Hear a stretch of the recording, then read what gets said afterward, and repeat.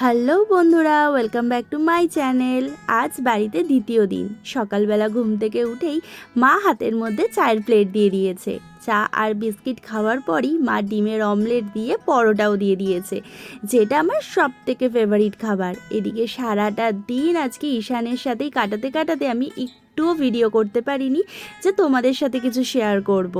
আজকে দুপুরবেলা মা একটা আলাদা আইটেম রান্না করেছিল, ইভেন সেটাও শেয়ার করতে পারিনি।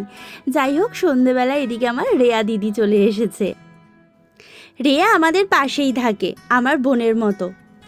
পড়ে আসার সময় ও আবার আমাদের জন্য রাখিও নিয়ে এসেছে, যেহেতু আজকে রাখি।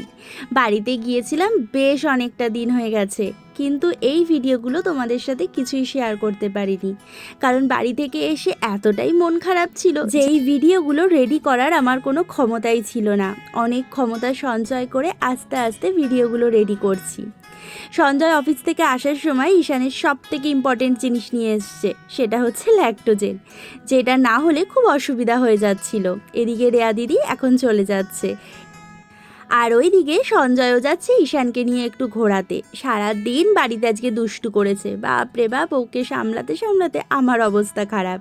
এদিকে রেয়া দিদি দিয়ে গেছে রাখি, আর ঈশানকে এখন মা রাখি পরিয়ে দেবে।